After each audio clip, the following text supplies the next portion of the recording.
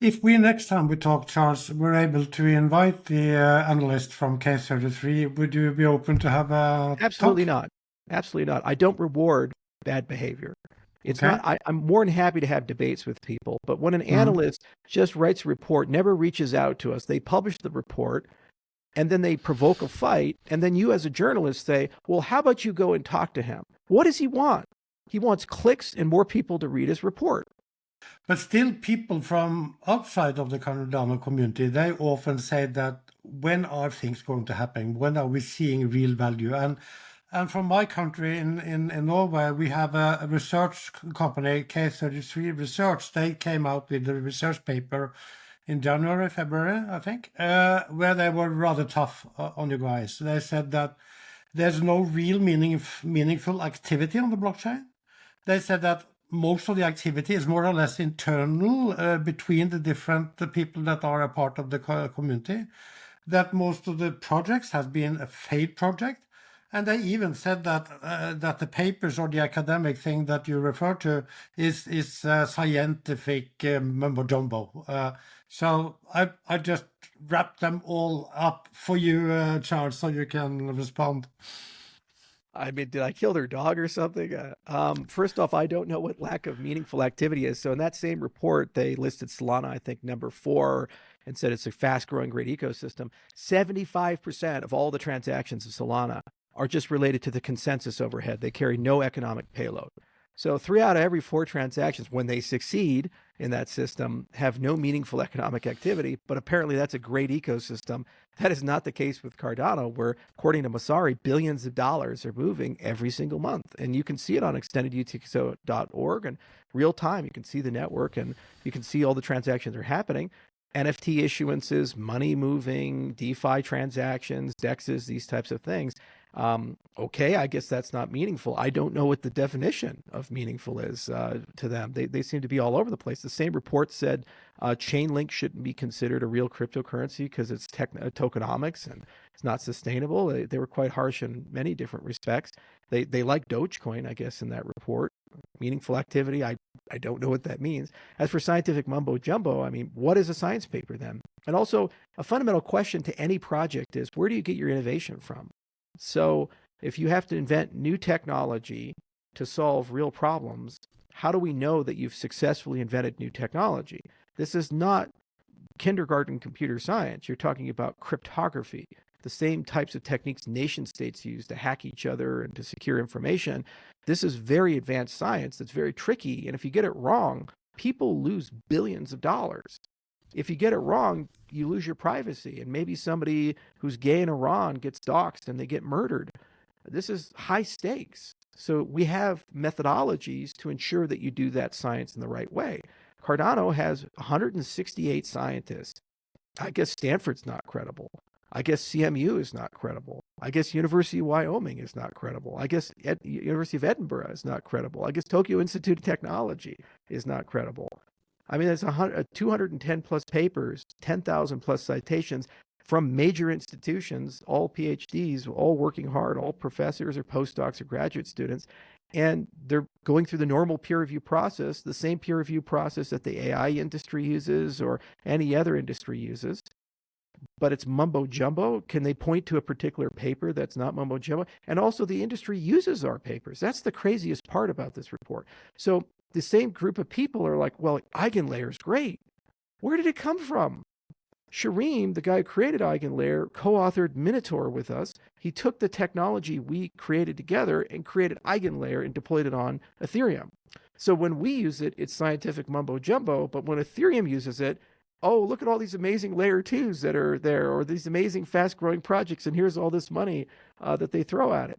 So I see these reports from time to time, and what bothers me the most is that they don't feel like they're truly neutral or intellectually honest. There are cases where they're just mistaken. They come, we have an argument, and we figure it out. Like Messari is a great example of that, where they published some reports that weren't so fair. We talked to the Messari guys, and they actually ended up creating a pretty fair and balanced representation of the Cardano ecosystem. It didn't say buy ADA and ADA is great, but it did at least have accurate numbers and an accurate representation, and they're a credible research organization. K33, they just dumped this report. It says a bunch of stuff. There's no real clear thesis behind it. It's contradictory in certain areas, and then they discount all these things that solve major problems that other ecosystems are trying to solve. Like if Vitalik died, who does all the science in Ethereum? There's a few people around, but they're not really tightly integrated into the academic world. Cardano, because of all these different institutions and all these different scientists, means there's a decentralized brain that generation after generation is renewing. Because every year there's new graduate students, every year there's new professors, there's new postdocs. And if they're all working on this thing, year after year, you keep making scientific progress, and you can solve progressively more difficult problems, whether they be governance or scalability or interoperability problems in the ecosystem. As for the transaction volume, it's like that doesn't make any sense either, because I don't have a definition for it. But you see these things, and you just smile and nod, and you're like, okay.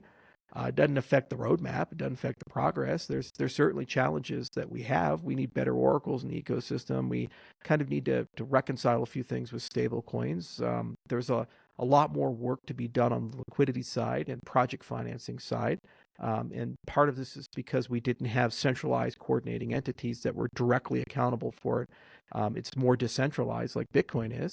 So it takes a little bit more time for your venture capital buildup and your listing to build up and these types of things.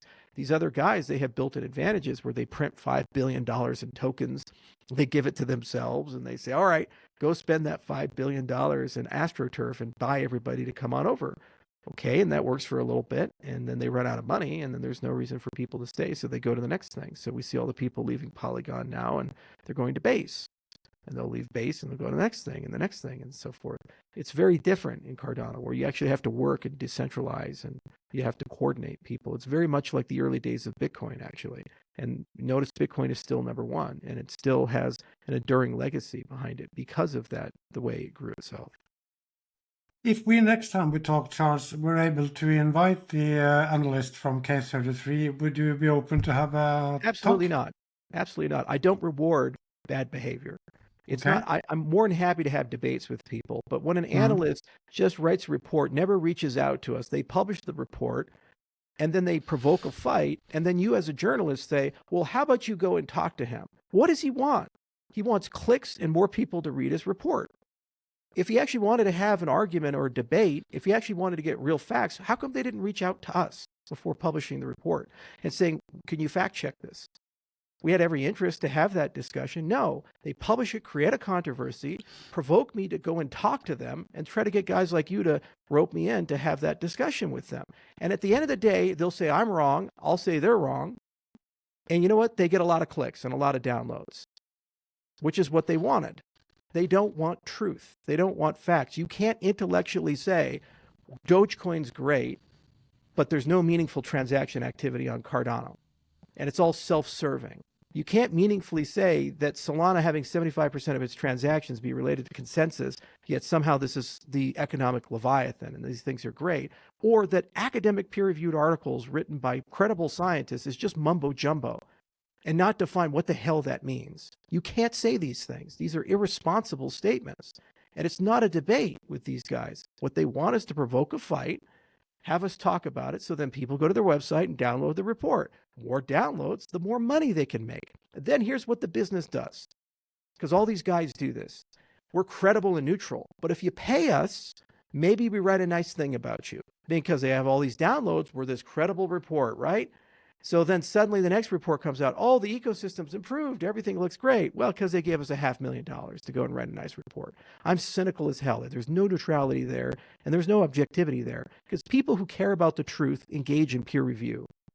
Before you criticize, you take your assertions to the source, and you say, hey, these are the things I've discovered. Perhaps maybe your ecosystem can help me fill in some details here. And then after you talk to people, then you come to a conclusion. We publish papers. We submit them to conferences and journals. The other people, they ask us questions. Before they get accepted, you have to go through the referee process. And they ask very harsh questions. You can't just say we've solved scalability, or we've solved this, or we've done this. They have to prove it. So then you go back and forth and you discuss it and you discuss it. And then after you've gone through the process, they either make a decision to reject the paper or accept the paper. Research reports are exactly the same way. And all these other big credible guys seem to at least give us the decency to come and talk to either the foundation or input output or go to an early release of the community and say, can you give us some more data? If anything, because it makes the report stronger. Because maybe their fact checkers and their researchers didn't know where the data was. Maybe their indexers didn't find the dApps. Maybe they didn't understand how to read extended UTXO and they don't know what transaction volume means. Who knows? There's over 10,000 blockchains. How can 2 or 3 people be an expert on everything? So you come up with a hypothesis, you talk to the community, they give you some facts, you decide whether to discount them or include them, but at least they've had a chance to have that discussion. You don't just publish a negative report and then say, well, if you don't like the report, let's have a debate about it. You don't do that. That's not proper form. And to reward it with more notoriety and publicity is just wrong. Because you know what happens is everybody else realizes that works then. They say, all I have to do then to get lots of clicks is just attack Cardano. I don't have to be honest or true. And it'll say, if you don't like it, spend your time and spend an hour of your time debating me on that. Oh, okay. So I can just make up stuff all day long. You know, how about I just say a bunch of stuff about Vitalik? And they say, well, if he doesn't like it, he can come on the Earth Show, Morten. We can go ahead and have a debate about it. And then suddenly now Vitalik and I are engaging and I get all the clicks and I get all the watches and these types of things. Does it benefit anybody? No. But we then in Kaupr, Charles, we reported the critic, and we also reported from the Cardano community in Norway that they stayed calm. And I reached out to one of you guys to learn more about your platform and maybe also then have some talk about this critic.